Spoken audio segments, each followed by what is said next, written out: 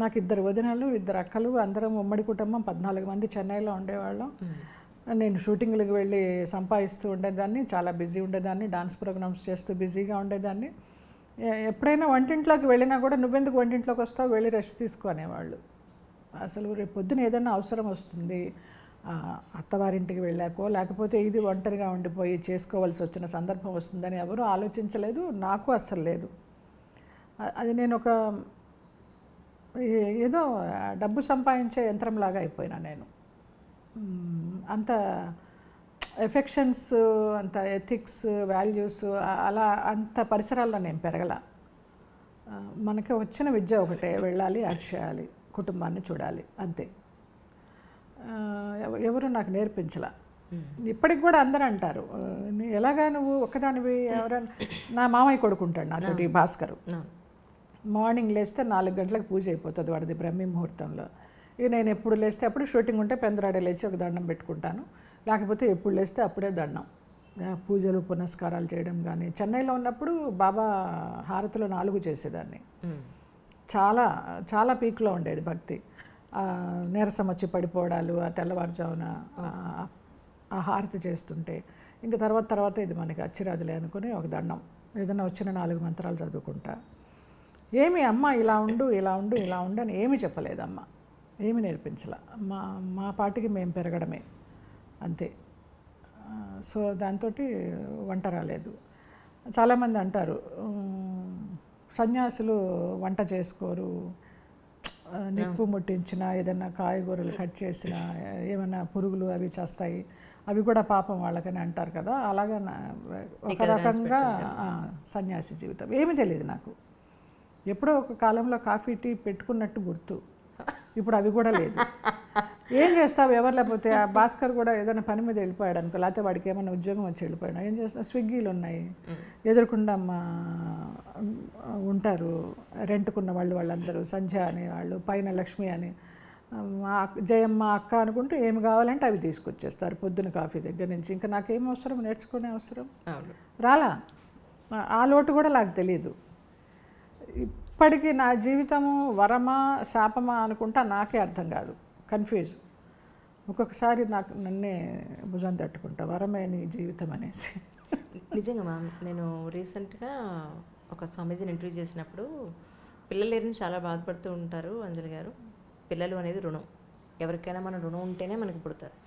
మనం ఎవ్వరికీ రుణం లేము అని అనుకుంటే, మీరు ఎవ్వరికీ ఒక్క 0.1% కూడా మీరు రుణం లేరు అనుకుంటే మీకు పిల్లలు ఉండరు, అంతే అంతే. దానికోసం మీరు వెతుకులాట అక్కర్లేదన్నారు. అవసరం లేదు, నిజమే. అది ఎప్పటి నుంచో ఉంది కదా, రుణానుబంధ రూపేణ పశుపత్ని సుతాలయ. అవునండి, అంతే. ఇక అన్న కొడుకులు, అక్క కూతుళ్ళు, అక్కలకు అందరు కొడుకులే, అన్నకే ఆడపిల్లలు, మేనగోడళ్ళు, 2 మేనగోడళ్ళు నాకు. పెద్దన్నయ్యకి ఇద్దరు కూతుళ్ళు, రెండో అన్నయ్యకి 2 కూతుళ్ళు, పెద్దవాడికి 1 కొడుకు, అక్కకి 2 కొడుకులు, ఇంకొక అక్కకి 1 కొడుకు. అలాగందరూ మా పిల్లలే. ఇంకా కోడళ్ళు వాళ్ళందరూ కూడా బాగా చూసుకుంటారు, జయత్తయ్య అనుకుంటూ. వాళ్ళతోటే ఇంకా ఏదన్నా ఫంక్షన్స్ అంటే చెన్నై వెళితేనో వాళ్ళని చూసుకుంటూ ఉంటా. వాళ్ళకి ఏదైనా పెళ్ళిళ్ళు అయితే నాకు తోచింది ఇస్తాను, నా శక్తికి తోచింది. ఆ పిల్లలకి చదువులు చెప్పించడము. ఈ 2 మేనగోడళ్ళు అంటే బాగా పెట్టనమాట. ఇక వాళ్ళ కోసం నేను వెళ్ళిపోవడము, వాళ్ళని ఇక్కడికి పిలిపించుకోవడము అలా చేస్తూ ఉంటా. అలా కాలక్షేపం చేస్తా.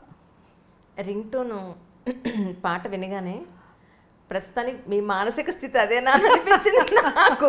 ఆ పాట నేను చాలాసార్లు వింటానండి రేడియోలో, కార్ డ్రైవింగ్ అప్పుడు. అసలు ఆ నిజానికి కూడా ఆ సినిమాలో ఆ పాట ఎంత డెప్త్ ఉంటుందో, బాలసుబ్రహ్మణ్యం గారు పాడిన పాట. నాకు ఈ మధ్యనే తెలుసు ఆ పాట. విన్న తర్వాత ఇందులో ఇదని వెంటనే ఏదో పాడుతా తీయగలనే సంథింగ్ జీ సరిగమపాలోనే ఎందులోనో పాడుతుంటే వాళ్ళు విని వెంటనే వింక్ మ్యూజిక్ ఓపెన్ చేసి అది వెతికి వెంటనే దాన్ని పెట్టేసుకున్నా. ఎంత బాగుందో నిజంగా. మనకి మనమే సమాధానము, మనకి మనమే ప్రశ్న, మన సమస్యను మనమే విడగొట్టుకోవాలి. ఎవరు ఏం చేయలేరు. ఇది చెయ్యి అని సలహా ఇస్తారు, కానీ అది వినడానికి మనకి టైం సరిగా ఉండాలి. మన టైం బాగుంటే వింటాం, లేకపోతే మన స్వయంకృత అపరాధం, ఏం చేయాలో అదే చేస్తాం. అది ఎంత ఇష్టమో నాకు ఆ పాట. నిజంగా అసలు ఆ సినిమాలో కూడా చాలా డెప్త్ ఉంటుంది. ఇంత మంచి పాట ఉందా ఇందులో అనుకున్నాను. కొత్త బంగారు లోకంలో ప్లస్ ఇంకోటి ఏంటంటే ఆ పాట ఎవ్వరు విన్నా సరే వాళ్ళ జీవితానికి వాళ్ళు అన్వయం చేసుకుంటారు. అవును, అంత బాగుంటుంది పాటది. అవును. ఒక మోటివేషన్ సాంగ్ అని చెప్పొచ్చు అది. అవును, ఎవరి మీద డిపెండ్ అవ్వకుండా మనకి ధైర్యం వస్తుంది. అవును, జీవితం ఇదా అనిపిస్తుంది. అన్ని రకాల భావాలు కలగలిపి వస్తాయి ఆ పాట విన్నామంటే. కానీ మీవి ఆల్మోస్ట్ అన్ని ఇంటర్వ్యూస్ చూసానండి. ఆ 4-5 అలీతో సరదాగా కానీ ఆయనతోటి 2 ప్రోగ్రాములు చేశారు మీరు. అవును. ఆ తర్వాత చేసిన ఇంటర్వ్యూస్ కానీ చెప్పినప్పుడు ఒక్కసారి మీరు క్లాసికల్ డాన్సర్ అవ్వాలనుకున్నారు, క్యారెక్టర్ ఆర్టిస్ట్ అయ్యారు. సరే, జీవితంలో ప్రతి ఒక్కళ్ళకి స్ట్రగుల్స్ ఉంటాయి. నమ్మాం, మనుషులు అన్నాక నమ్మకుండా ఎలా ఉంటాం, నమ్ముతాం, నష్టపోయాం.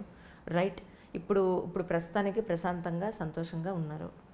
రైట్, వాట్ నెక్స్ట్ అంటే ఏం చెప్తారు? నేను ఎప్పుడు ఫ్యూచర్ గురించి ఆలోచించలేదమ్మా. రేపేంటి అంటారే, ఇప్పుడు ఎలా గడిచింది అప్పుడు అలాగే గడుస్తుంది. నాకు అసలు ఒక ప్లానింగ్ లేదు.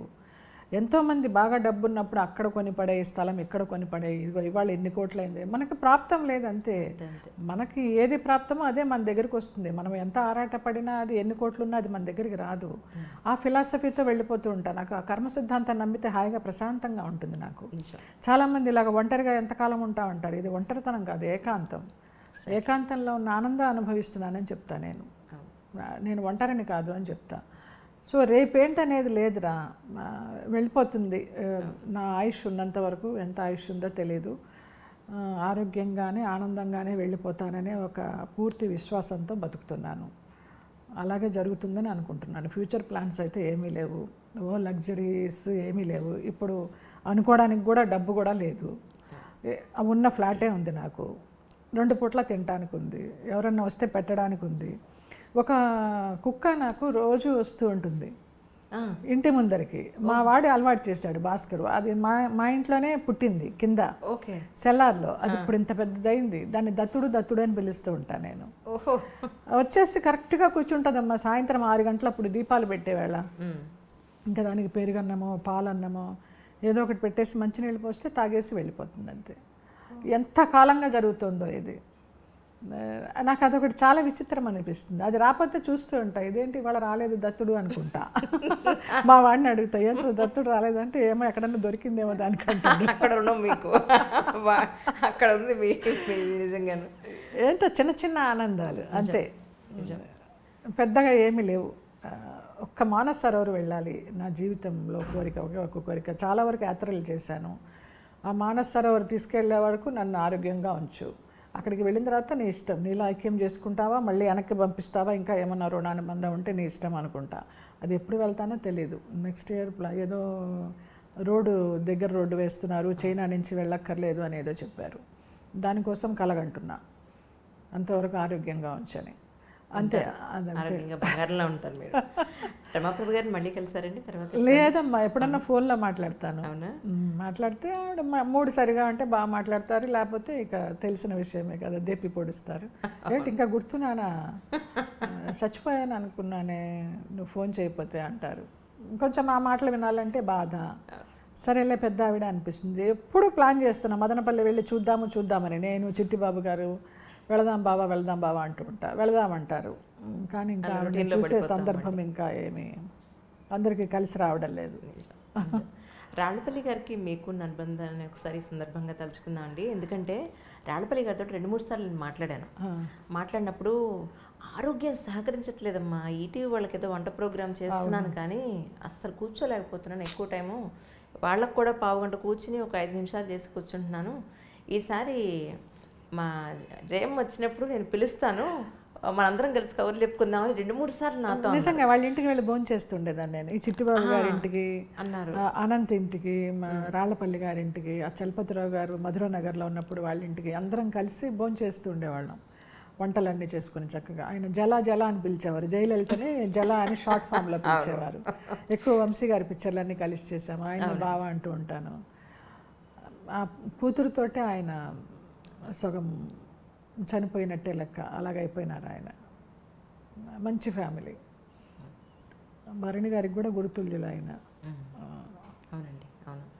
ఆయన చనిపోయినప్పుడు కూడా భరణి గారు అదే అన్నారు, మా గురువు గారు కాలం చేశారు చూసావా ఇంటర్వ్యూ చేయమంటే అలా ప్రొలాంగ్ అయిపోయింది.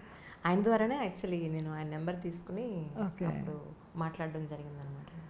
నాకు ఇంటర్వ్యూ చేయడానికి ఏం లేదమ్మా, కొన్ని సంఘటనలు నచ్చని సంఘటనలు ఏమైనా చెప్పేస్తారేమో, దాని ద్వారా మనుషులు బయటకు వస్తారేమో, అనవసరంగా ఇంకొకళ్ళని బ్లేమ్ చేయడం ఎందుకు.